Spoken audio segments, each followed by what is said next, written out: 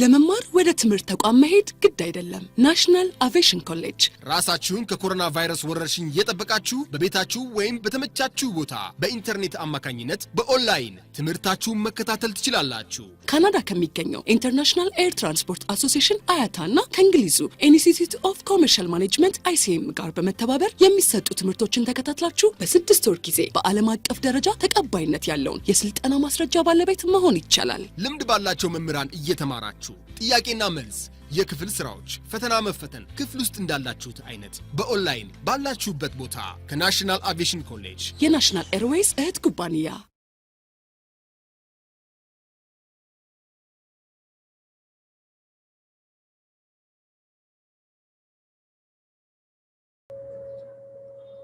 So today we would like to move to the issue of internal relations. That is, sorry, not internal, but external. External relationships or relations in an organization, and also inter-organizational relations or relationships, if you can call them. But of course, the point of departure is that we also have internal relations, and we also have intra-organizational relations. Now, when you're talking about internal relations, you are talking about relationships within the organization, between departments, between people, between levels of management. That is internal relations. Of course, things like strategy itself, it tends to be more internal, and we've seen how you can be able to derive value from resources. Resources are internal. Most of the resources are internal. But if resources are not enough, of course they are not, that's when we move for external relationships and inter-organizational relationships. To be able to continue making the firm more competitive and thriving, that elusive value, that elusive competitive advantage that firms are always looking for. So now, the case of external relations is whereby the firm is there, you call it the focal firm. It may do everything well, may have a good strategy, implement the best strategy, have the best product, but if relationships between the firm and the external people, maybe you can call them stakeholders if you want, external stakeholders, it's not good, then the firm may not succeed. So when you bring about the issue of external relations, we are more talking about public relations. We are moving outside the firm and looking at what is outside the firm that can assist, especially when you are dealing with the outside stakeholders. That is what it is. So external relations is part of PR, and PR is part of external relations. So we are looking at what are the public relations, activities, aspects that derive, that can be able to be used to derive value for the firm. So the external relations, they are basically to assist the firm, to be exposed to the audience. What you call audience or publics. The publics are the people outside there, outside the organization. And then try to, buy them into the system. Because the publics have an interest in the organization, just the way the organization have an interest in the publics. Now, in other sectors, I will be talking about stakeholder analysis as part of external relations. For example, in strategy formulation, I think we talked about stakeholder analysis, whereby, remember the QSM matrix. You're basically concerned about the people outside there and how they they can be used and their interests are taken care of so that the value of the firm can be able to increase. This included the publics, the investors, partners, shareholders, employees a little bit, but employees are internal. Employees are more internal. Although the way you treat employees, the publics are interested. You know, there's an aspect of this is a good organization. It treats its employees well, so people are happy outside there. The stakeholders, but employees are a little bit more internal. But customers, investors, the public, the government, you know, they are interested in the performance of the firm because you are talking about an ecosystem. You know, the firm needs the public needs the firm. Because the firm produces goods and services. It brings solutions to the society, right? It again employs people from the society. It provides job opportunities for the people, apart from just providing them goods and services that satisfy their need. And therefore, it is at the core of any firm. Now, you've even seen the looting that is happening in America. I don't know whether you've been seeing clips going around. Now, you may have noted that there are some shops that are being looted and others are not being looted. I don't know whether you've noticed that. Even without security per se, they go to a certain shop, maybe holding other factors constant, they just leave it. They go to another shop, the rioters break it. My simple thinking is that some of these firms have very good external relations with the people there. And some of the shops have poor relations with the rioters or with the masses there. And that happens, that's a classic example of everywhere. I know you might have seen riots everywhere and looting, I think even in your country.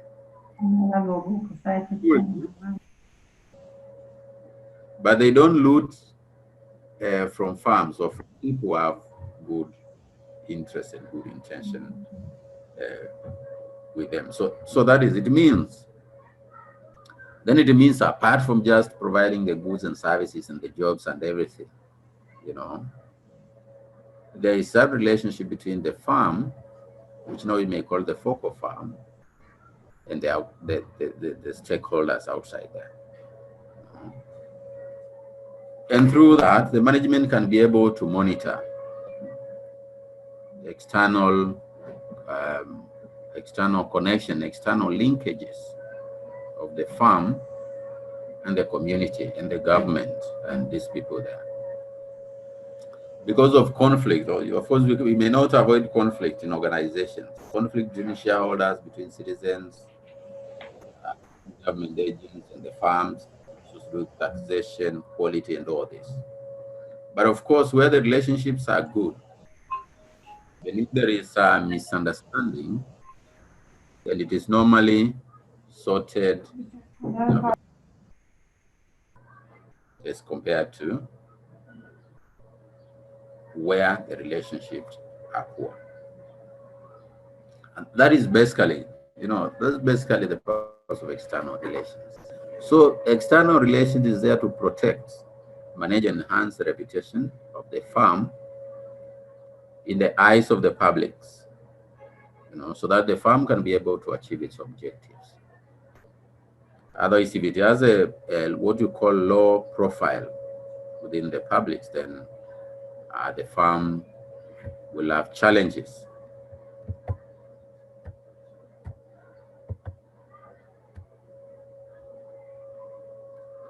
So again, just continuation of that, the role of external relations is positioning and brand management, very important. Remember, positioning is where you derive competitive advantage, very, very important. Positioning is the psychological placement of a product or service in the minds of the customers. Of course, in quotes, the customers and the publics and all the others. And if they are not buying, but they are stakeholders in that organization. So if the positioning is working, irrespective of the quality or the presentation of the product. If positioning is working, then that position tends to, lead to goodwill from the publics, from the stakeholders, that adds the value to the organization. People who are always willing to work with organizations that are seen as good organization, good citizenship, good environmental protection, social responsibility, and all that. And less with firms that are introverts, firms that close themselves in the office and do their business there, not moving out to, to see what is happening outside there. Remember, competition is in the market, and the market is outside. The market is not inside. So you may have a very good product, as I said, but if you have poor relations, that product may not sell well. And but if you have a product, even if it is not very nice, even if it is not a superior product per se, and you have good relationships, then success may be coming faster even than those who have the best products in the market. So that means communicating positive messages to the people, managing any impact of negative messages or negative communication from the society is part of PR. It's part of PR, which is external relations. Managing government, media. For example, the media is very, very important in corporate management because media highlight what is happening in organizations. And therefore, media can kill or raise a firm. So every organization, even people as individuals, you need to have good media relations so that media will be objective when reporting your cases. And then, of course, again, another good advantage of external relations is to create social capital. Of course, social capital is very important. It is the added value that you get from knowing people, knowing people who matter, knowing organizations that matter, knowing government agencies that matter, because there's power in social capital. And businesses normally succeed on business capital. The bigger the friend, the more powerful the friend, the better the relationship for the organization. So it also makes business operations smooth and efficient if there's good relationships. All these are more reasons why relations, external relations are important. Public attitudes and opinion, yes. Coordination of communication programs is part of external PR. Developing rapport and goodwill, I think you've seen this. Goodwill is very, very important from the publics. And then fostering a positive relationship, yes, fostering a positive relationship, between the publics and the organization. Now, remember, public relations or external relations is a communication tool. If I take you back a little bit, remember that communication is an aspect in marketing. Communication, which is, in other words, you may call it the promotion, the promotion P. And if you go back, you'll find product, you'll find price, you'll find place, which is distribution, then you'll find promotion, which is communication. So external relations are basically relations per se, is part of is part of communication.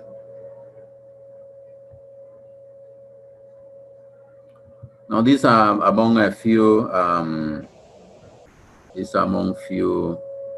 entities that you need to relate well. You have the media, we talked about that. You have local community.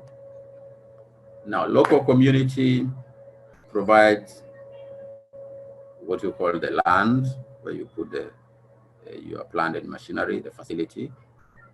And therefore, to some extent, you may be getting some raw materials from that local community, depending on what you've invested in. Again, you may be sending waste products into that community. And that's why we need social responsibility. That's why we need environmental responsibility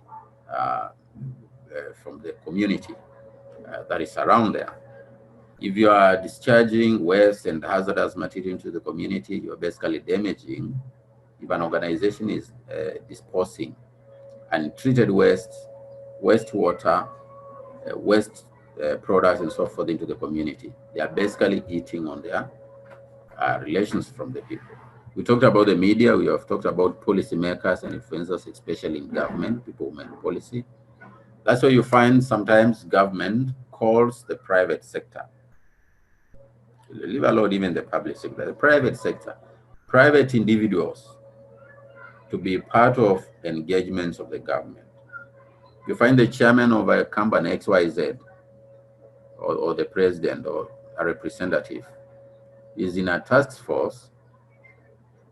Maybe you're talking about health and safety, and you have a paracetamol company that is on site. So you find the CEO or representative is in the policy making for the government, because these are experts. So we expect, if you are in good relationship with the government and the policymakers, they are going to have you on board so that you can be able to assist in policy making and so forth. Of course, we talk about the government, where you have local authority and central government, or where you have basically central government, whichever it is. You also have competitors, very important. It's what we call clustering of farms, because farms share a lot of resources in the industry. Maybe if you're talking about banks, you find banks clustered in a certain region. They share security, they share the customers, and many other. They share the infrastructure and so many other items. So very important. We'll be talking about interorganizational relations just I think briefly. That has to do with the competitors and other people in the industry. Then we have investors. These are the people who trust the organization with their money, with their capital, in return for expected dividends and gains. We have suppliers and distributors.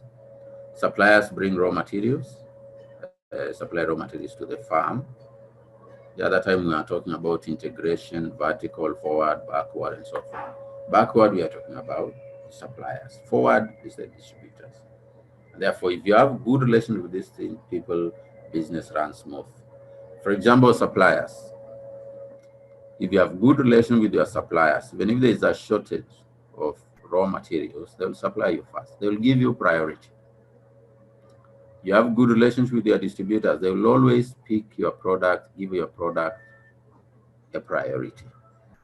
And that can differentiate between, especially in times of crisis, like now we are in a crisis because of the COVID. I still continue talking about this.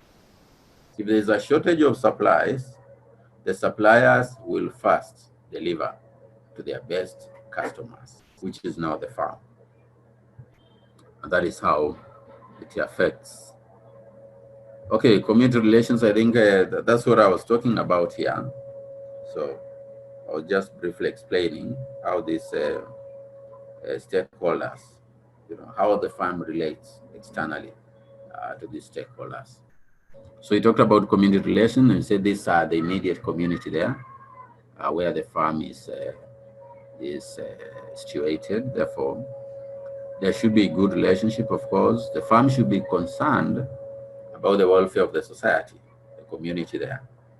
Therefore, the farm should position itself as a good farm in the minds of the community. Maybe equal opportunity employer, maybe a good neighbor, maybe social responsibility, maybe corporate citizenship, maybe providing employment for the local community there, maybe providing or supporting social activities that happens within that region. Maybe there are sports activities, there are community activities that are taking place, issues to do with security, issues to do with basically general community needs.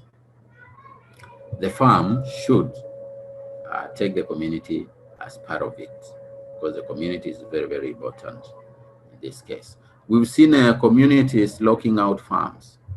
You know, if there is no proper engagement, you go there, you don't engage the community, put a very big plant and machinery, operate 1 month, community goes to court, they say you are polluting the environment, they say you're not upholding social, you know, social norms, you know, and the community will kick you out of there, irrespective of how much you have.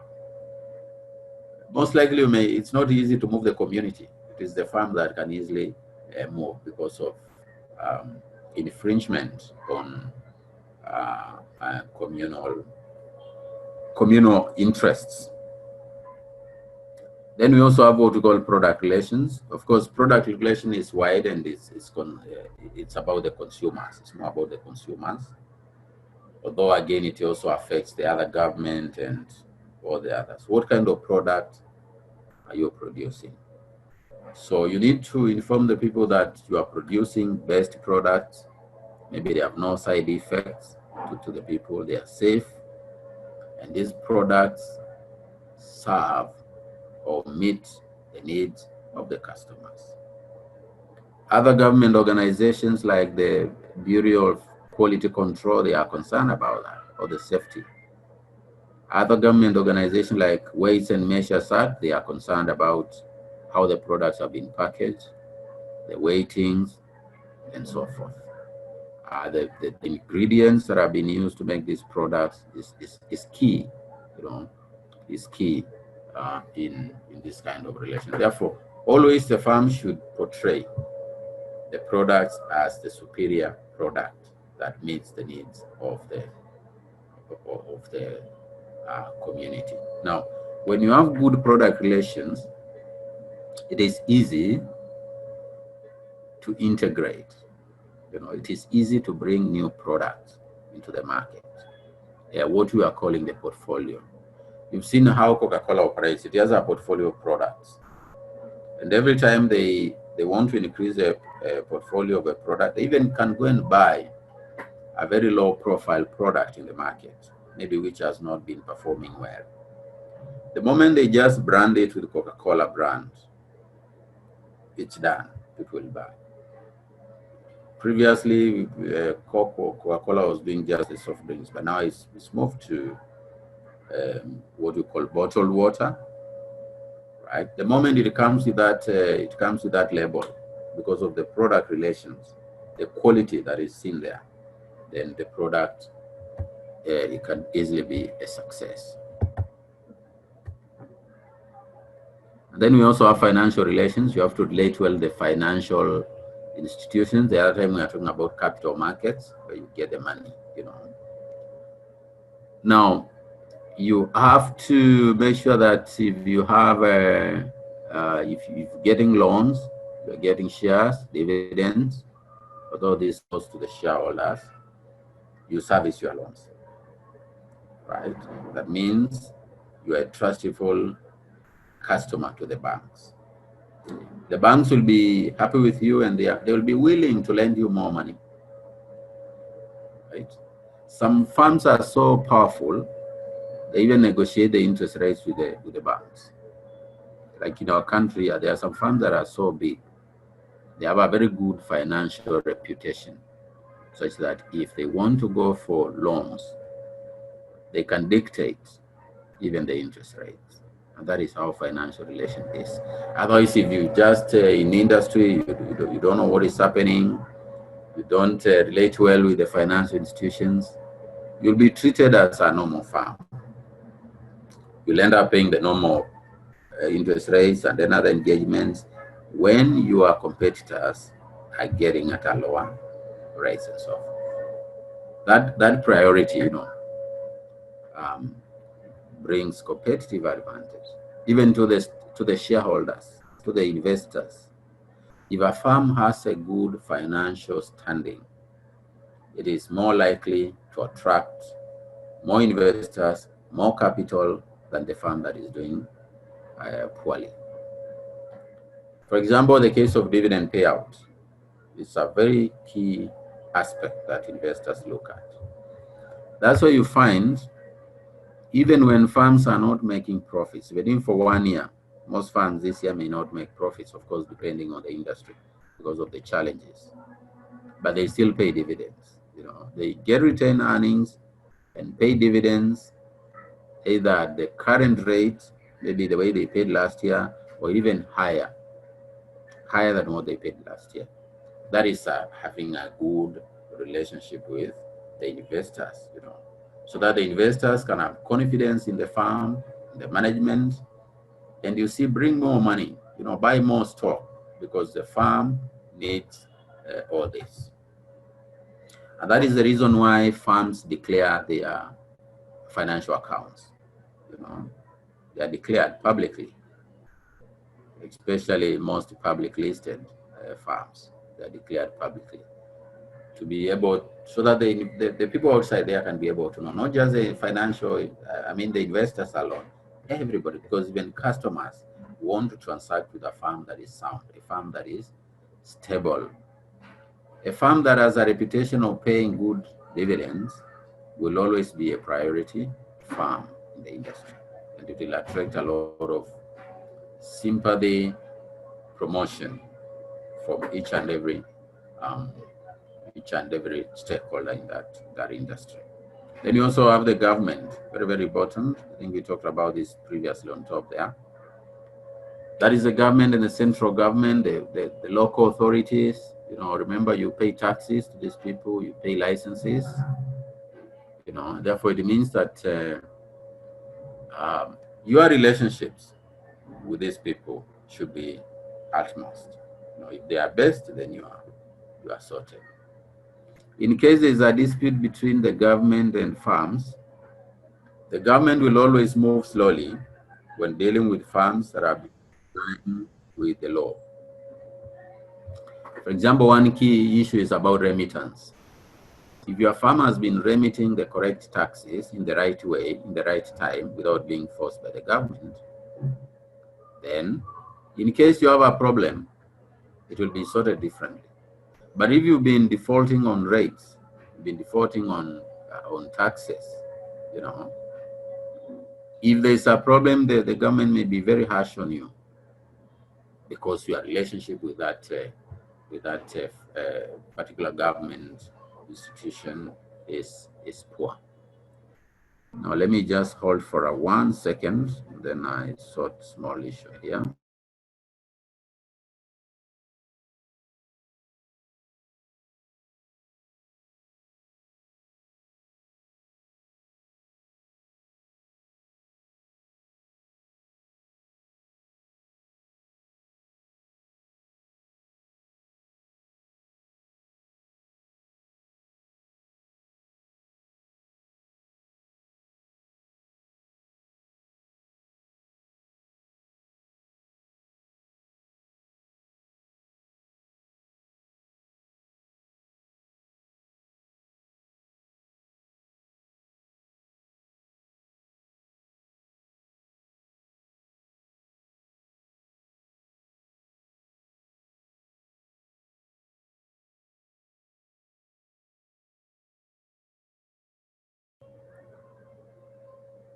Yes, so that was government relations and local government and county government and so forth and other local authorities. Very, very important. Then we have media relations. We also talked about it. The media are there to inform the society, to educate them, to pass information, and so forth. Therefore, they are very, very important. You must have good media relations. Every organization, must have a good relationship with the media, so that, if it's information, they call the media. You don't wait until the media comes to do some investigative journalism. If there is anything, release it to the media, of course, in the right way. Don't release incriminating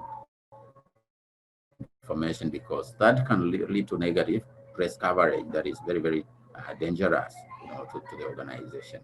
So the firm should have a good media relation with the people, provide reliable information that may help the society. If there are challenges, then they have to be portrayed in the right way. Instead of waiting when there's a problem, the media does investigation and then releases that to the community. It can be damaging. It can corrupt, the reputation of the firm, and if that is it, the firm will suffer consequences. Maybe what are the best practices of valuing reputation? Because we said external relations is about the image, it's about the reputation of the firm. If you do it in the right way, the firm will be positioned. You need to look at ways of how you can design, you need to look at ways in which you can promote the company as a whole. Now, this is more called corporate promotion. Like when you see Coca-Cola, you find even sometimes they just advertise for Coca-Cola, not Fanta, not Sprite, not this. They are advertisements for those. But sometimes you just walk around in town, you find just a billboard for Coca-Cola. That is corporate branding. That's corporate advertising. Through that, then you are building the reputation of this firm. If there are sports activities in the stadium and other social activities, you just find their labels everywhere. If they are in town and wherever it is, then that is building the corporate brand. And then championing product quality in more of research and design, and then of course communicating to the people. We said relationship is about communication, it's about promotion. If you do research and design, you improve on your product becomes better, then you communicate this and having a good customer care service. If there are any issues, they need to be sorted as fast as possible. Some firms will say instantly, others will say 24 hours, depending on the issue. All these are things that build the reputation of the firm, and therefore make it better in the eyes of the eyes of the stakeholder, the outsiders there. And then good employee management. I said the employee relation is more internal, but everybody outside there is watching how you treat your employees. When do you pay your employees? Do you delay their salary? If they break company property, what is the policy? What does the policy say? If you are running a chain of supermarkets, for example, by mistake or by default, employees break plates, cutlery in the supermarket. How do you treat them? People there outside, they are watching. If citizens find that you are mistreating your employees, you will be shocked. They will stop buying from you. You see, you are mistreating people. And that is how things are in society. Then you must also be environmentally responsive. I think I've talked about that. Do not dump waste in the community, and if you must, use the right procedure, treat the waste, and dump it in only designated areas. Of course, with the authority of the local authorities, with the permission of the local authorities, making sure that all procedures have been used as per law for disposal purposes. And then demonstrate good corporate citizenship, because we believe the firm is part of the citizenship. Take care of the interests of other people. Now, once you have good relationships, you build what is called legitimacy. Of course, this legitimacy builds competitive advantage. It is that positioning I was talking about, that positioning in the minds of the customer that this is a good firm, this is a good enterprise, this is a social firm, this is a social firm. The managers are responsible people. So once you do that, you build what is called corporate legitimacy. That is part of competitive advantage. Managers of firms who are always seen interacting in social activities tend to score high in the consumer buying decision process. Of course, I'm sure you must have come across the consumer buying decision process whereby the customer has alternatives. So he collects information about the alternatives, he evaluates the alternatives, and then makes the best choice.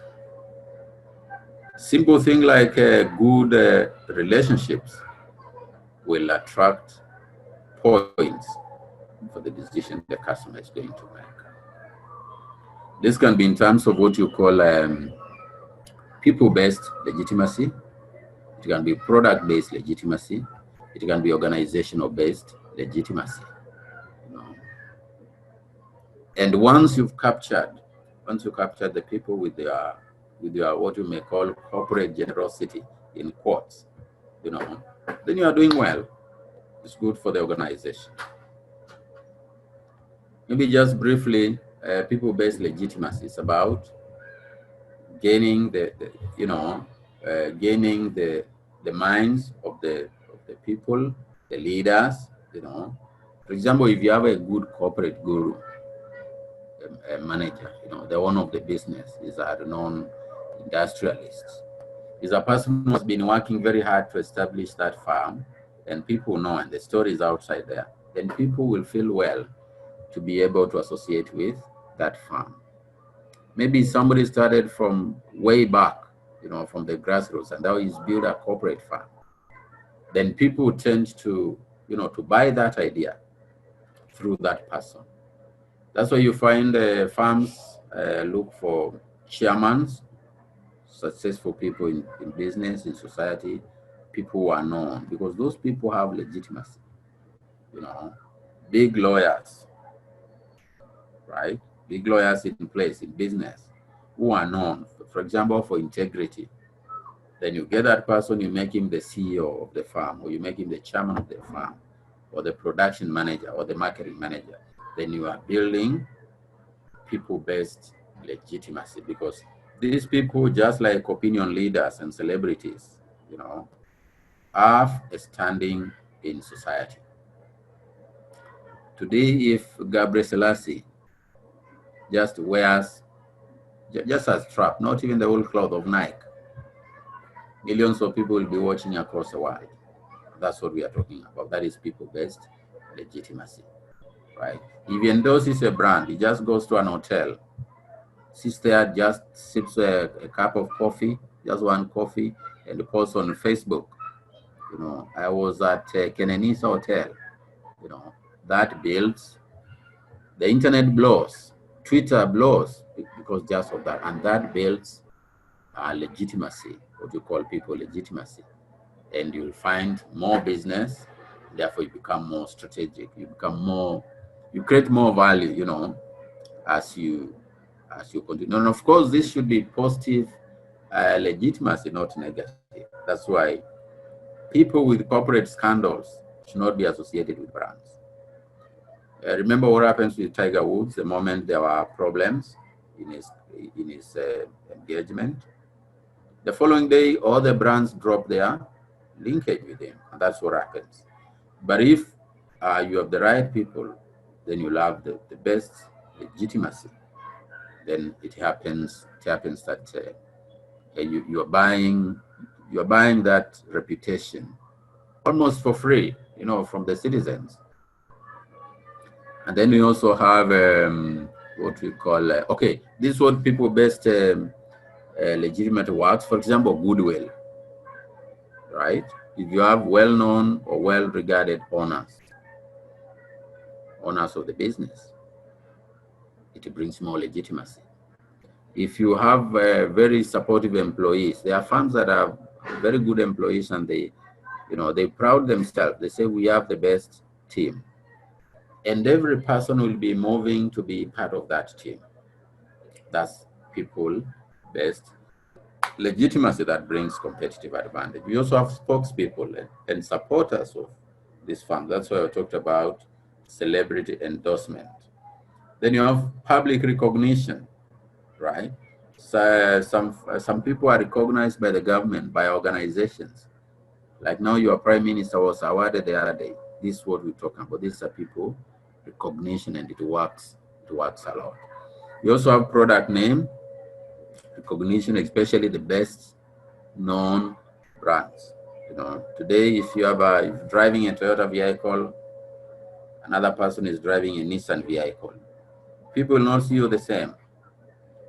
What people have never known is that, for example, when you go for the Nissan V8 and the Toyota V8, the engine is the same, right? The engine is V8, but the product recognition that people will see a person with Toyota V8 looks a little bit bigger. The same to organizational attire, things like uniform. That's why you see organizations branding their staff. That there are policies in organization. If you are not on staff uniform and good labeling, don't serve a customer. And that is now providing legitimacy. This legitimacy increases the the positioning of the firm. That means the firm continues to gain competitive advantage over time. So that is people-based legitimacy, and then we go to the other one is now the product-based legitimacy. Of course, this has to do with the brand or service, how it is offered, best service, best customer service, come from good products that are in the market, and which customers understand. If customers understand your product well, you even reduce marketing costs. Consumers will be referring other consumers to your products in the market without even your knowledge. And that is how you spread the word to people who are not even your consumers. And with time, you find that people are buying your products more than you expect. It's because of the product-based legitimacy. That can be based on product quality. Maybe you have among the best quality products in town. Product performance, their products are well known. For example, Mercedes, Daimler Chrysler.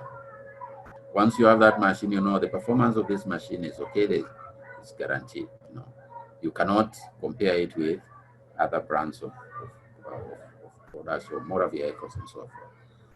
When you talk about Ethiopian Airways, I think I talked about the other day, the kind of service they are giving, talk about Emirates, talk about British Airways, this is product-based legitimacy that comes from the best product or product being offered into the market in the best way, bringing customers in, make sure customers understand what is supposed to be done, so that they assist you in deriving the value. And of course, when customers understand, they understand the procedure and everything, then it becomes easy, because the customers can be able to maybe troubleshoot any problem with their product and so forth.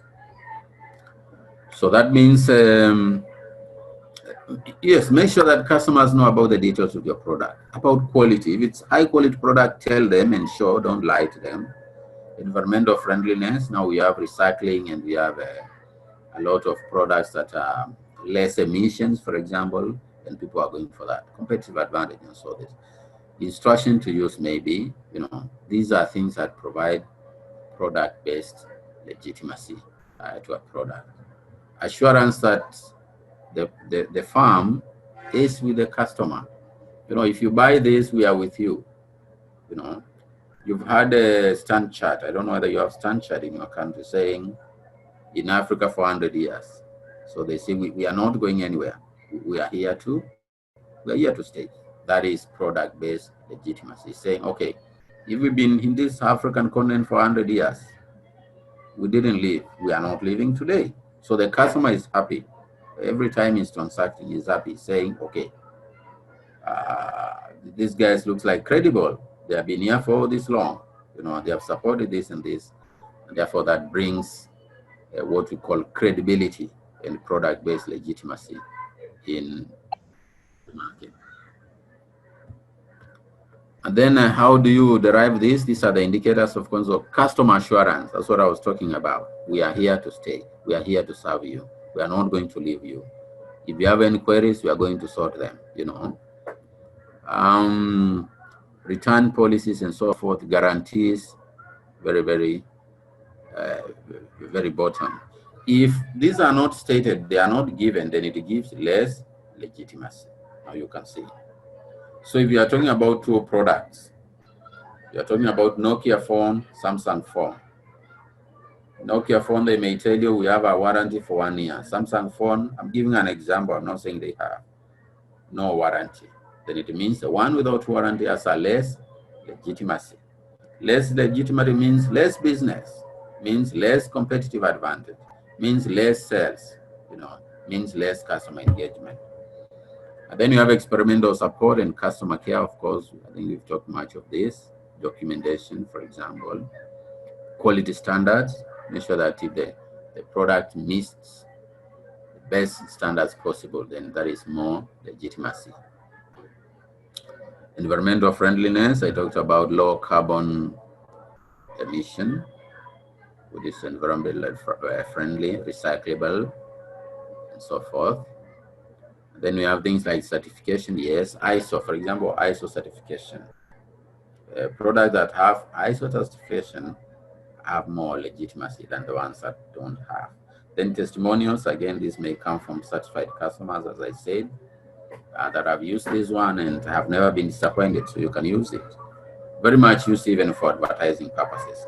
People who have consumed that product coming to tell you how it is. Then industry leadership, yes, we are the leaders. We are the ultimate leader. We are the global leader. Very common. And then media visibility, we talked about the media visibility. Now, companies that are have high media visibility tend to be better companies per se. They tend to attract more customers. They tend to increase their sales. Even right now, we're talking about learning in the universities, technology and media. Everything you do, call the media. Our programs have not been interrupted. You post that in the media. Yes, there's COVID, but our programs are running well. What does that mean? Our parents at home are watching the media. They don't watch the college, they watch the media. So they will see, okay, in another university, we closed, students at home. In another university, people are learning. The semester is on course. Where will the parent take the young brother or the young sister of so you see that is media, our product is really very, very important. And as I said, the media is the mouthpiece of corporate management. If you are introducing a new product, then you need to have media coverage and visibility. If you are doing research and design, of course, you don't give all the secrets, what Samuel was talking about the other day. You only give information that is classified based on the needs of that particular information consumer. So don't give everything to the media, but make sure that your firm is media visible. And then lastly, we have organizational-based legitimacy. This whereby the customer understands how the organization operates. But of course, organizational legitimacy comes from people, product. It's more like comprehensive, right? So it's about corporate engagement. Talk about history or visibility of the company. Just maybe all firms, as I talked about Stan chart just a few minutes ago, we've been here for 100 years. So as firms grow, they tend to learn a lot from business. And as they learn, they use the learning curve to improve on their performance. For example, today, most old insurance firms tend to be more stable financially, holding other factors constant as compared to small firms.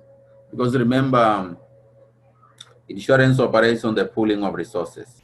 So the more the clients, the more the capitation, the more is the ability to pay claims, right? But if you have a small customer base and you are still young, then you may not use this history to market yourself. Maybe you lose maybe you say you have a better product, or you have a better service, or you have good employees. But if you are new in the industry, this may not work very much for you. about the history and visibility of the bank. But if you've been there, the bank or the insurance sector, but you've been there for 100 years, 200 years. Now, we have a bank in Kenya called Kenya Commercial Bank. It's a very old bank. It's a government bank. It's been there for many years. And therefore, when it is doing some of its advertisements, it comes with the buildings that it is sponsored, where it gave money even to government functionalities to build houses. So they show you a very big tower with 50 floors. They tell you, we are the one who financed this, you know. Then they also show you another one with maybe 60 towers. Very nice one. They tell you, we are the ones who financed this. So if you have any financing problems, come to us. Of course, you know how that works, and that is what you call organizational-based legitimacy that brings value and competitive advantage to the firm. Now, these are the indicators. For example, history in operation for a long time. That means, okay, we are stable. Hours operation 24/7. That means anytime the customer needs assistance, it is there, right? Which is a key selling point that brings. In terms of coverage, maybe we cover the whole region, we cover the whole country. We have operations in the whole country.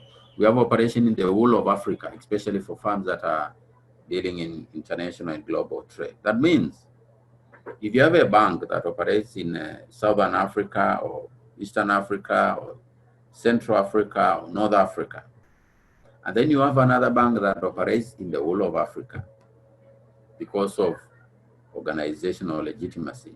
Now, the firm that has operations within the whole of Africa stands a better chance, and that brings a competitive advantage as compared to another firm that is just national or that is just regional.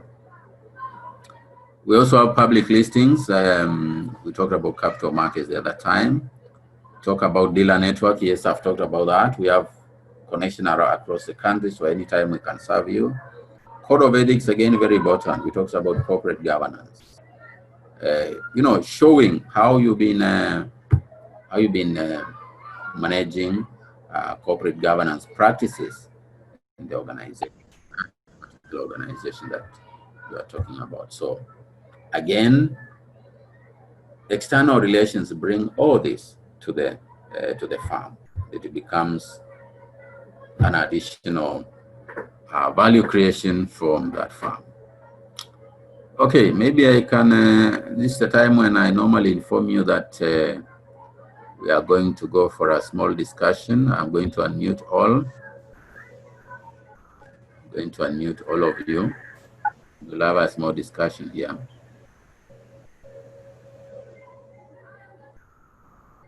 Okay. Hello there. I hope we are together. Yes, we are together. Yes, we are together. Okay. Maybe a small discussion here.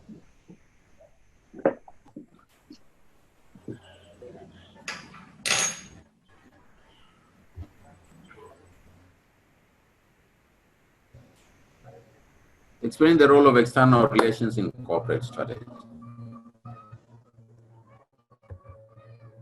Explain the role of external relation. Let me see whose hand is up. Whose hand is up? Yeah, I can see one.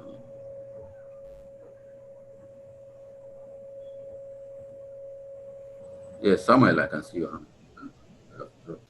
Okay. Yes, Samuel. Samuel Abad. Oh. Is it Samuel Abad? Okay. Yeah. I'm Samuel Abad. Yeah, external relations obviously has a role in corporate strategy because external relations means it deals with social welfare. So, as a matter of fact, corporate strategy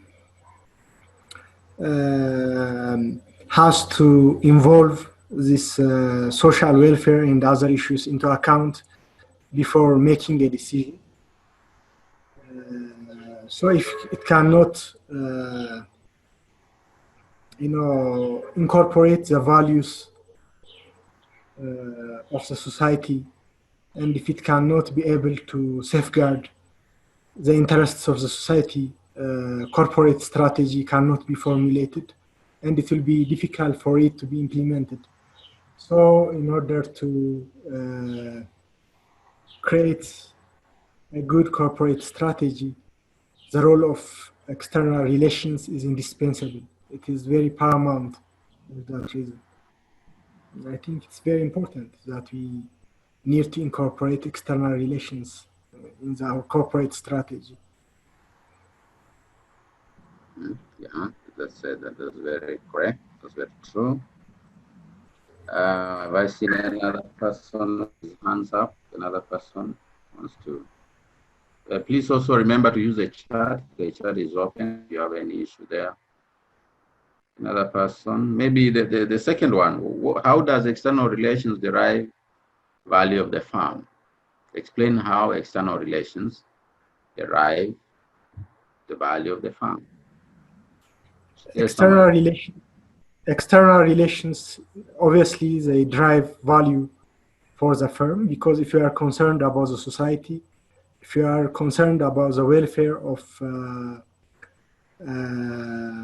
the public, then the public's reaction will be positive for that reason.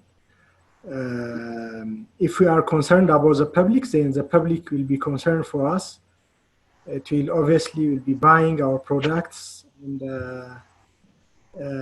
our external relations positively affect the society, and the society affect our company. So external relation drive value. It obviously drives value for the firm. Yes, another person. How does external relations derive the value for the firm? Another person, maybe. Another person with the hand up. Let me see. Shimules, yes, Shimules, your hand is up. Shimules. Okay, thank you, Doctor. As Samuel Abate said, obviously, the relation, whether it is internal or external, it has its own value for the firm. Especially for the external relations, it has a lot of values, which is like by increasing the sales, it helps to increase the revenue of the firm.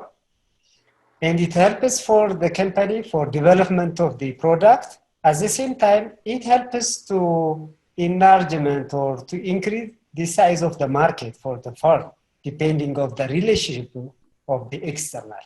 I think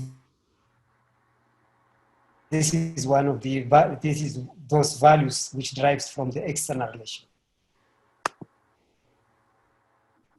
Samuel, the other Samuel, your hand is up. Yeah, Samuel, thank you. Yeah. Like it was mentioned earlier on, you've mentioned in detail, but I wanted to add that the external relation is portrayed in different ways, like the way we do things, the way we relate with our clients, with our service providers, with the bank, and those we interface with will highly depend on the way we approach them.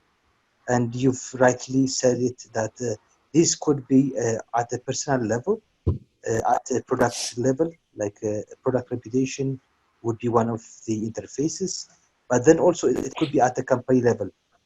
But then while you were talking, I was especially considering the product level reputation you were giving the Ethiopian Airlines or Coca-Cola, how the product would mean it has a high value, and associating any product to the company of Coca-Cola would immediately boost the sales, while maybe some other company would not need that much.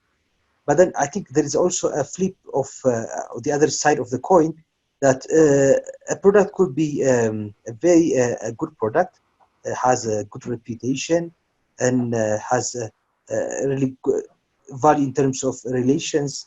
But then when we do have some kind of problems with the product, I'm assuming that assuming Shimel's product is of a good value, it's really highly needed and everything. But then somehow there is a public relations backfire, or maybe the product has been poisoned, or maybe some other bad things would have happened to the product. Then the reputation or of the whole company, not just the product, could also even go down.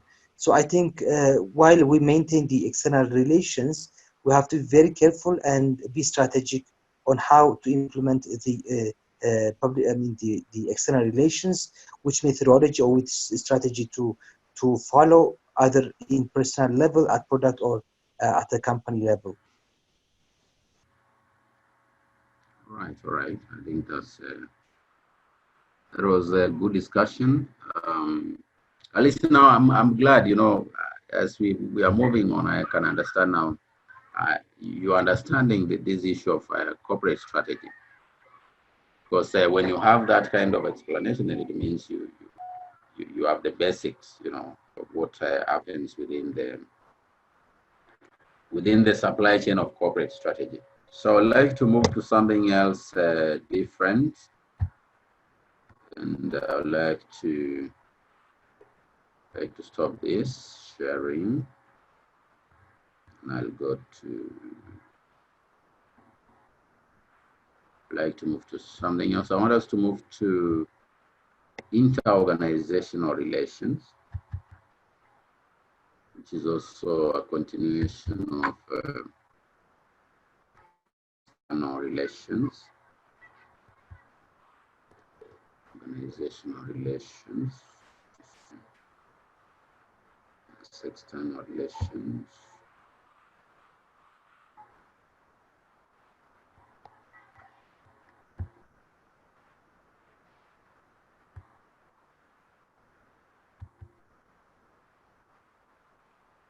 Right, that is interorganizational relations. That is our second part for today. I'm sharing the screen there. Yes, Shimiles. I do have one question. Sorry, Doctor. Oh, it's okay. It's okay. Go on. Before we go on to the new topic regarding this external relation, you mentioned that every company should develop really external relationship with the firm, with the finance, with the staff. I am okay with the other parties to develop external relationship, but with the case of government relation, I'm not a little bit clear. You know why? Government is equal for all the firm. Whether I do have good relation or not, I thought that it's equal for them. If I have good relationship with the bank, I might have the chance to get loan prior to the others firm.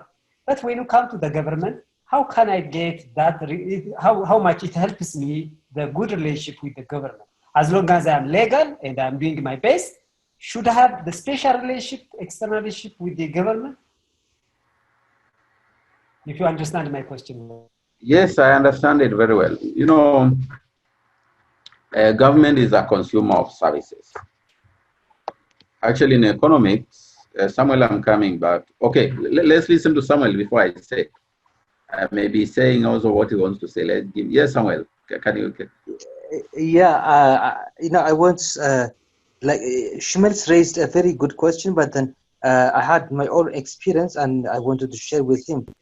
The government is a government to all citizens, to all companies in the same way. But it depends on the way we relate to those even officials, like providing the same service to a government service provider, for instance, giving the same service. I think the approach we do have with them, we interface, they do have their own levels of treating each one of us. I don't think they treat us the same. And second, even in an office which has more than one person giving the service, it depends whom to go and which service provider or which government official to go to, the way we should be treated. I think it highly depends that we cannot assume a government is the same to all. I think it also relates to our policy. I have a question for you. Yeah. Yes, maybe let me just briefly before we go to the other section. Now, yesterday, not yesterday, but on Tuesday, Jerusalem was giving a case of a farm that was given, is it Jerusalem or Konji? What was this? Was giving us the case of the Ethiopian construction of the road. Who was it? Please remind me. Konjit. Oh, it's Konji, yes. Konji was giving us an example of where the government of Ethiopia wants some road to be tarmacked, right? Then, of course, they do advertisement or tendering or bidding, whatever it is. They say, please, guys, come here. We want this road to be done from here to there. Bring your bids, right? Now, several firms will bring the government will go and do something called shortlisting, right? If there is a firm that delays paying taxes, do you think it will get the tender? No. Shimeles. Doctor, sorry, Yes, do you think I the government will give? Yes, yes. You know, I understand what you want to say. I say that if I'm everything, if I pay my tax properly, I'm doing everything legally. Yes. So if all the firms are legal, I'm thinking that government is equal for all of us, because government, they go with procedure and with policy. Yes. Yes, that's true. And when they are giving you, let's say you have two farms, farm A and farm B. If they are giving farm A a tender to do the road, right?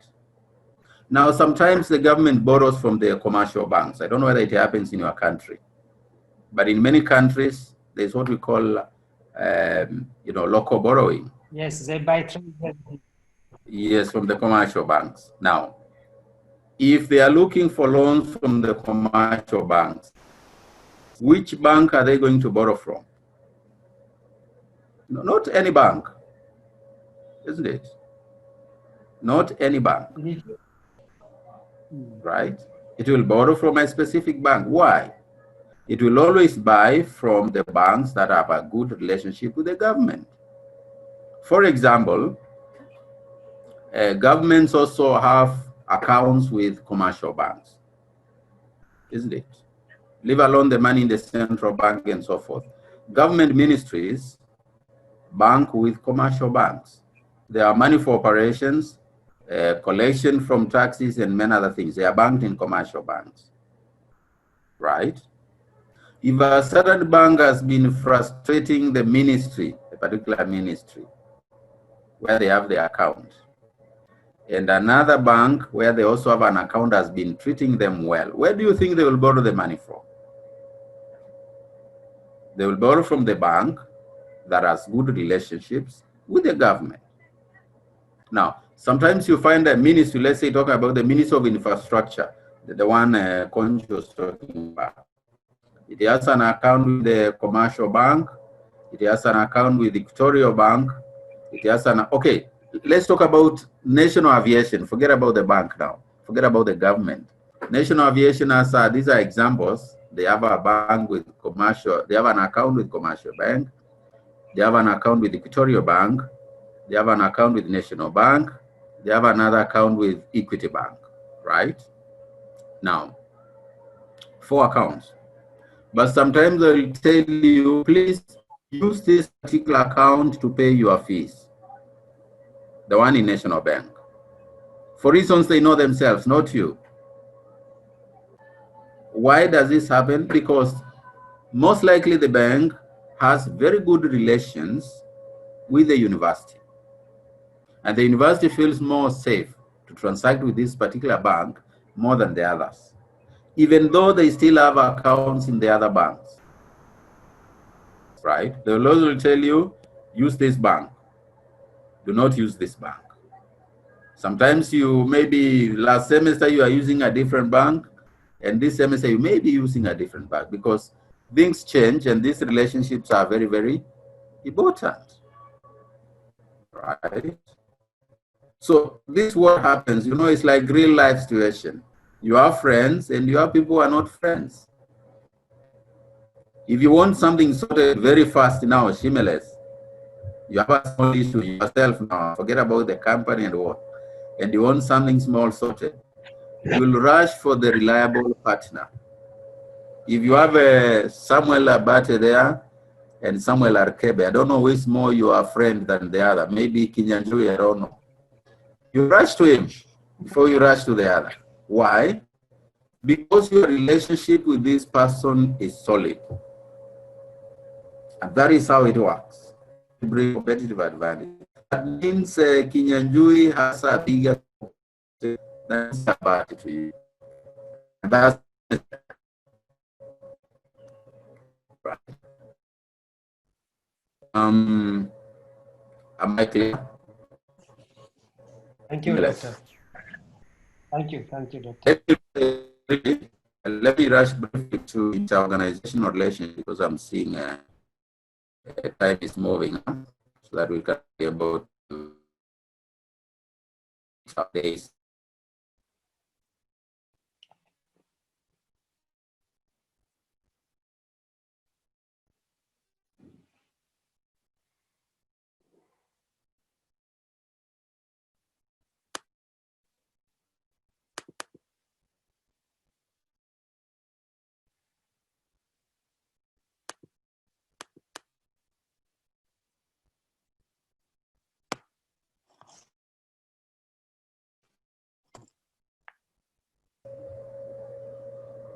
Confirm that you are seeing my screen.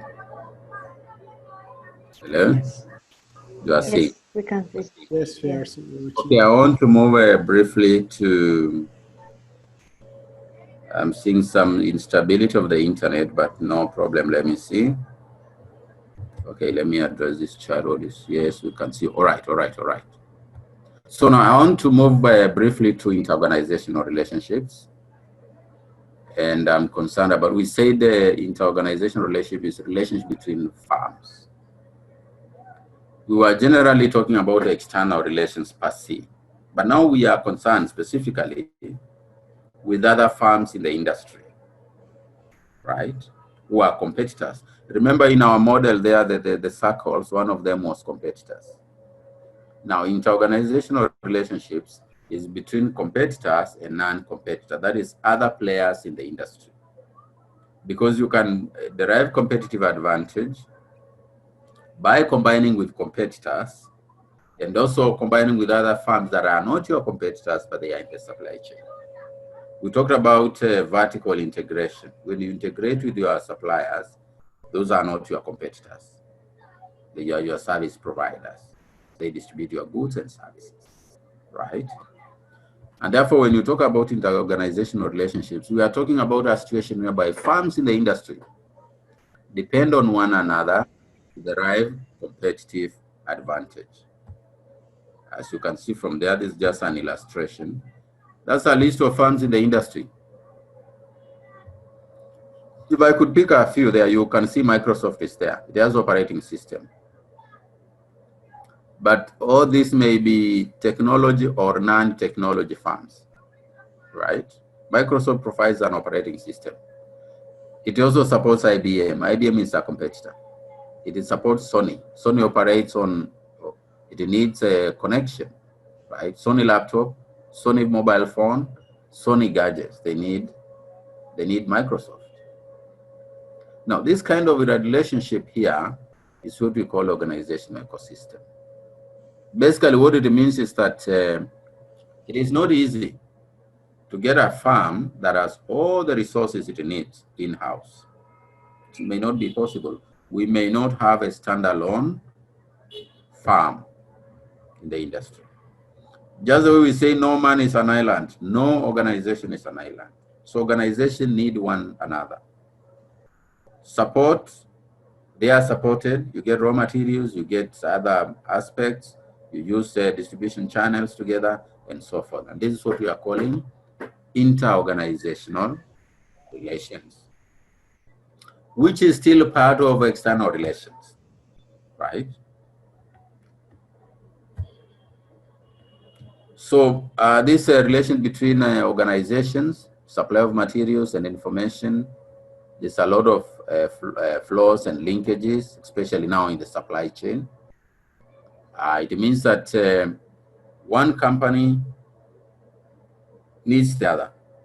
That's why we can talk about strategic alliances, joint ventures, you know, serving the same, using the same distribution channels, and so forth. The other time we are talking about the construction and the dairy cow, the dairy farming. Remember the example we used? Those farms will need one another. This one transport this, the other one transport this.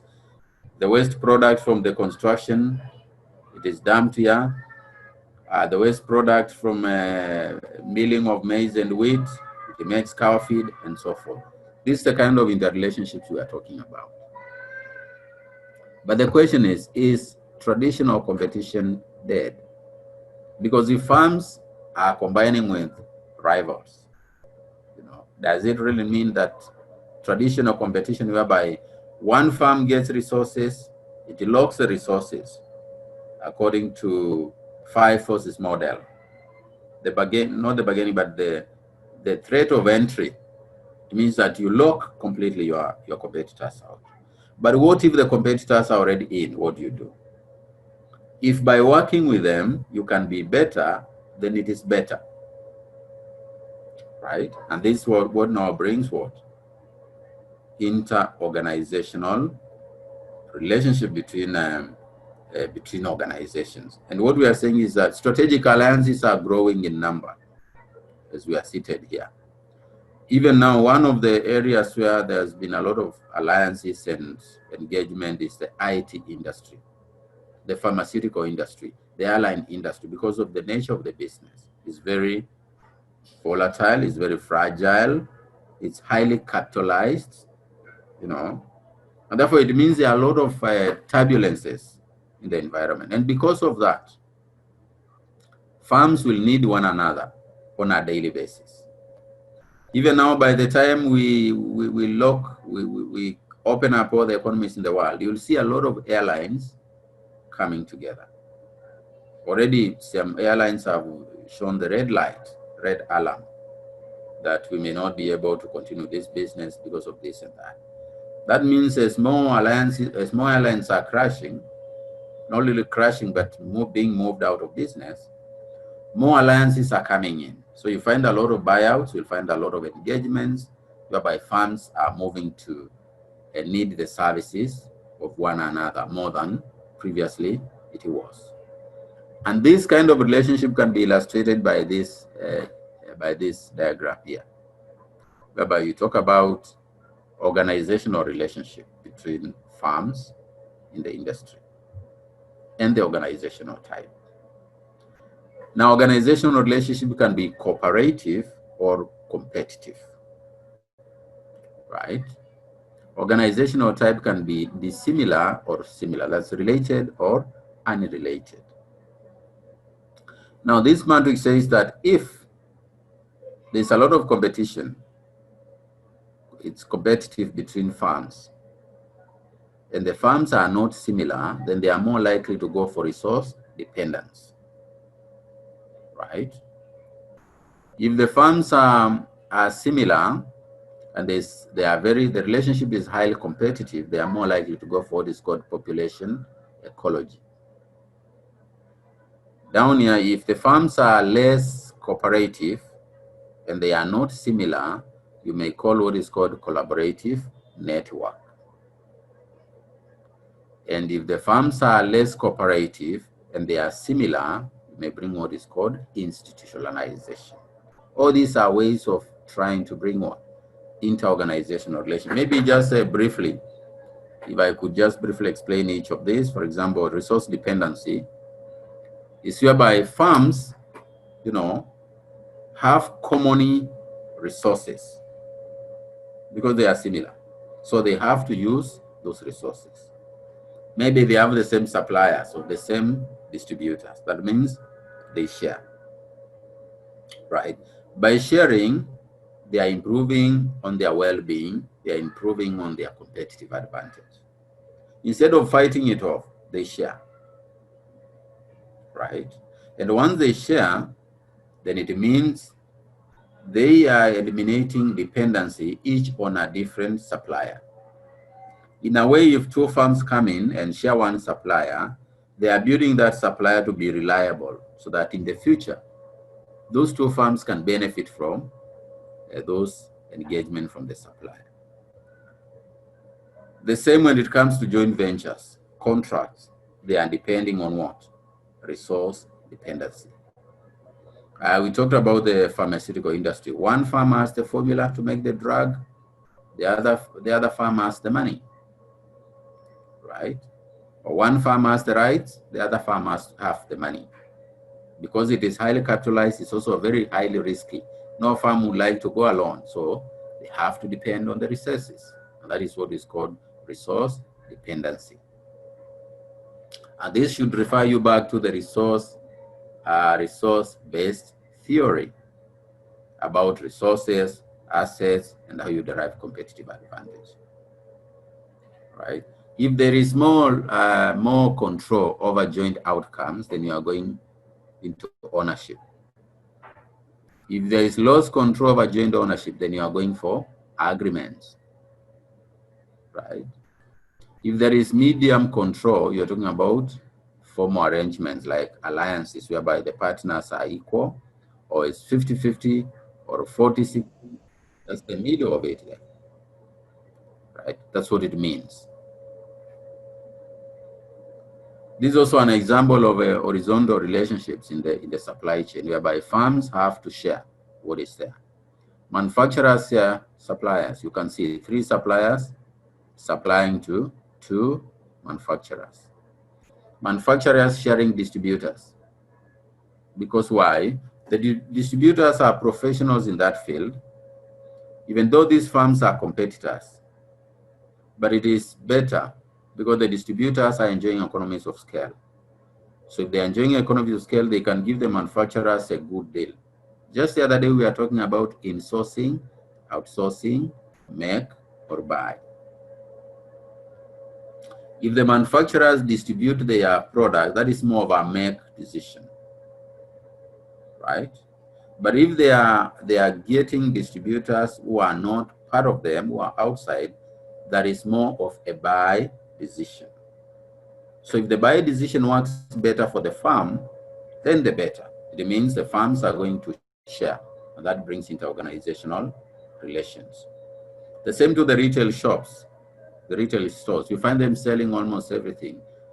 The distributors are sharing the retail stores. And even the manufacturers, to some extent, they do what is called dispensing. You've heard of dispensing chemists, dispensing wholesalers. That means they can sell directly to the final consumer, not consumer, but to the retailer.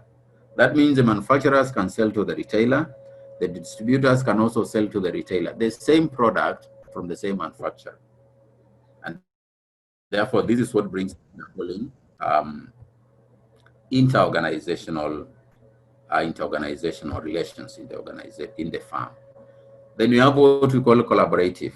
Remember, we are discussing this scenario here. Before I lose you, we are looking at the aspect, the framework for interorganizational relationships. We are looked at resource dependency. Now we are going to collaborative network. That means this is whereby firms come together to share the risks. If they share the risks, then the benefits become high, right? It's a cooperation that brings more value to the firm, more innovation, more safety nets, because it's more of spreading the risk and therefore expanding the the returns, right? So this collaboration becomes what you call an alternative resource dependency, right? The firms are the same, but there is no fight competition between them. Therefore, they can share, right? And that's why, again, we talk about alliances, you know, and so forth, that can be able to be used to propel organization into better success. So that is still competitive collaboration is the same thing between companies, between competitors. We've seen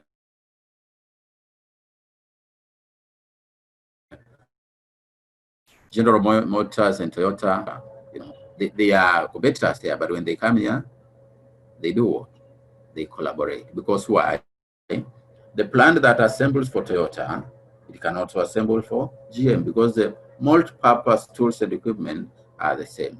What that means is that, you know, that brings the cost of doing business lower.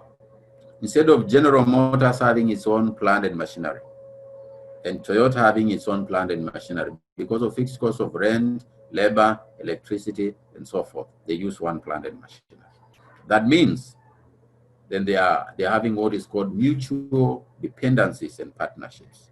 That is part of collaborative engagement that improves the value of the firm. And because of this, role of management is changing. If they are using collaborative tools and equipment, then the role of management now ceases from directly attacking the partner, but improving the parent company and the other company. For example, in that plant where Toyota and GM are assembling their products, they have one general manager in that plant and machinery. The work of that general manager is to make sure that Toyota does its assembly well, GM does its assembly well. So the general manager now stops from fighting and trying to outwit the other firm from the industry, because they are depending on each other. Instead, the common manager makes sure that one firm is doing well, the other firm is doing well, and then they go and beat in the market based on their offerings. So therefore, managers, they think about horizontal processes. Remember our vertical integration of the firm that we did the other day. Vertical, that is vertical, this was horizontal in the supply chain. And then, so we are seeing collaborative roles are becoming more important for success of businesses and so forth. And then we have number 4, we have, not number 4, but number 3, we have the organizational ecosystems, which you may call, that is number 3. Now, organizational ecosystem is whereby the firms exist at the same time in the industry. It is a complex network of interconnected systems. Remember the first diagram we saw there? That's a very good illustration of an organizational ecosystem, you know. That is formed by the interaction of community of organizations in the environment. So you find that all those 10 firms that relate with one another, you know, support one another, just like an ecosystem of plants, animals, and organisms. Plants eat animals, and animals eat plants, and organisms eat both plants and animals. But for the chain to be conclusive, each one must perform its own role and support the other. A good example is a symbiosis relationship whereby you have the cow and you have the birds. The birds will be on the back of the cow eating ticks, but the birds will also inform the cow when the lion is coming, so the cow can run away. And that is the kind of ecosystem that we are talking about. That one farm depends on the other farm to be able to benefit when the other farm is benefiting, especially when the farms are not directly competing in the industry. And then lastly, okay, these are the elements of the population economy. I think you can study much. And then lastly, number 4, we have what we call institutionalization. That is the 4th contra, you know. Now, this is a final whereby the the cooperation is low, and the similarity is also different. So that means this one is more of an extension of the ecosystem. You know, once this interrelation goes, one of them may become bigger than the other. So the one that is bigger than the other is institutionalized, right? It is institutionalized. For example, now we can say that Toyota has been institutionalized in Africa. I think Toyota is the leading car manufacturer in Africa. You need to confirm this from my side. It means that's why sometimes they tell you the car in front is always a Toyota. That's a form of institutionalization. And this kind of institutionalization brings competitive advantage. Because after all the cars have been sold in Africa, Toyota has been the leader. And I also guess Toyota is a global leader. So every time they tell you the car in front is always a Toyota, until you see a different brand in front, and then you wonder whether that brand is also a Toyota. But that is now what you call institutionalization, right? That comes now at the end of that interorganizational relationship, whereby you talk about norms and values of stakeholders institutionalized, you know, and so forth. For example, McDonald's has what you call institutionalization goes with legitimacy. You know, when it has been accepted. You know, in America, McDonald's has been as the, you know, the job for the youth. Most youth work there, so it has been institutional. This is where the youth work. Most students, even when they are on attachment, on internship, McDonald's offers them opportunities much faster than any other firm in the US. And then the student who is looking for attachment first shop, McDonald's. Because they have institutionalized that, they have said, okay, we accept you people, come we train you, and we also pay you some token. So it is in the minds of the young people and people in college that once you go to McDonald's, apart from just eating what is there, you are more likely to get an internship there, you are more likely to get a job there for the young people. So that is now what happens. You know, this organizational interrelationships, you know, creates value. If you compare McDonald's and Kentucky Chicken or any other fast food, then you find McDonald's is always on top. Reason being that, for the case of McDonald's, the way they have institutionalized this, you know, junk food, in quotes, what you may call junk food, fast foods, 80% of the consumers are the youth, right? And because they are the youth, and they know the needs of the youth are different from the needs of the grown-ups, they have institutionalized the young people to be serving their fellow young people, which is a sign of versatility, fast service, you know, that youthful reputation in the minds of the people. And through that, it has been able to, we are not saying that McDonald's does not employ the aged, they are also the aged, but a bigger number of their staff, according to the case studies that are available, are basically the youth. Most of the consumers are basically the youth. So the youth will be very happy. They go to an outlet, they are being served by the youth. And that brings more value to that farm. Now, maybe strategies for survival. With all this competition, we have what we call generalized strategies, specialized strategies. I think you can read this on your own. Okay. Yes. How does inter-organizational relationships derive competitive advantage? How does it derive competitive advantage? I think this is the same discussion that we had a few minutes ago. I'm just notifying you. I'm just notifying you that having a discussion. Right. Okay. How does it affect? How does? Yes, I'm just notifying you. Yeah, but yes, Samuel, your hand is up. Please put your mic on. Your mic is off. Yes, Okay. Samuel. Yeah. Obviously, intergovernmental organizational relations drives competitive advantage in firms. Because, for instance, if companies who are engaged in joint ventures activities, they really can gain competitive advantage as a result of this joint venture or other strategies that they pursue. Because joint ventures can allow them to employ their resources jointly so that they can be beneficiaries in the future, in the long run. So this kind of organizational relations obviously has impact on competitive advantage of the firms, and it will obviously affect the firms in a positive way.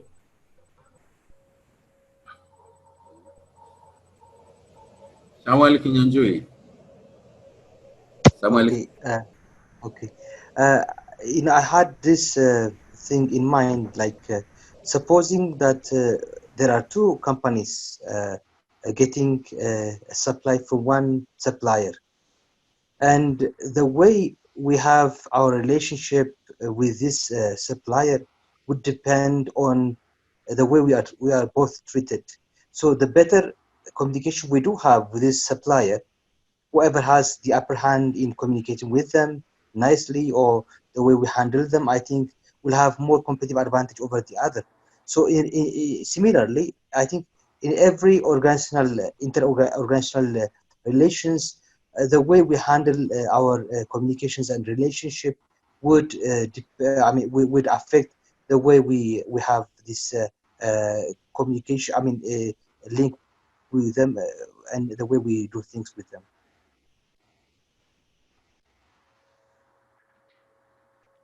All right. That's okay. Another hand up, please. Another person who can add to that. I think that's clear. Another person,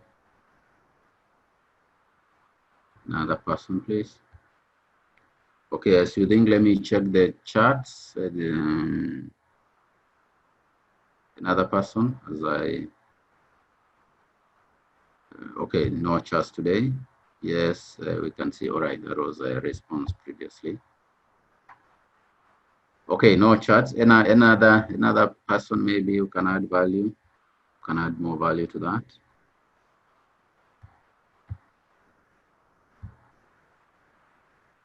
Shimiles, yes, your hand is up. Shimiles. Actually, just to give example, let's say, as you said, the simple example is the relationship between airlines. Between, let's say, Star Alliance, we call it between Ethiopia Airlines, Emirates, and some other airlines. They call it Star Alliance because if you travel by Emirates or if you travel by Ethiopia Airlines, you will have add your score. Let's say from blue go to silver, like gold. So you might have the chance to get free ticket. So it comes from where? From their relationship, inter-organization relationship. So it helps us for Ethiopia Airlines and for Emirates because of this Star Alliance relationship between them. So I prefer maybe I don't want to go to only be with Emirates. If I go to buy Ethiopia Airlines also, I might have the chance to get this chance, maybe the gold rank or for the silver. So this is good advantage between the relationship, inter-organizational relationship between the firms like these airlines. Thank you, Doctor. Good. Maybe another last response, another last contribution, maybe. Another person, no hand up. Okay, I think that discussion was okay since there's no hand up. And yes, I'm trying to check. Yes, no hand is up, so means you're comfortable. No charts or so. So I think that was good discussion. Basically, just like the way we've seen the external relations, the same way for interorganizational relations, that firms derive competitive advantage by sharing, by relating with other firms in the industry. These relationships,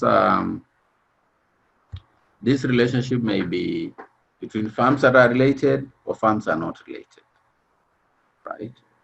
If the cooperation is high or the cooperation is low, then it determines whether it will be resource dependent or it will be collaborative engagement. So that is the nexus of it all. Yes, are you saying strategic alliance is an interorganizational relationship? Yes, it is. Because interorganizational relationship is a relation between one firm and the other. So it is a form of interorganizational relationship whereby one firm joins the other because of the resources that this firm has, the other one may not have. Right? Can we get material soon? Yes, please. Just chat to me what you don't have. Just chat to me. I'll see what you don't have, and then tomorrow I'll have it done. Another question. Any other question, please? No question. So if there's no question, then we wind up this class. There's no question. No question, no question. Okay, fine. Let me see. Okay, no, that's not a question. No question, no question. Then we say good night. No question. Good night, Doctor. Good night. Good night, everyone. Good night. Take care. you. Good night. Thank you. Wash your hands. Sanitize. Right? Okay. Yeah. Thank you. በትምህርት ከፍ ብሎ መብረር ይቻላል።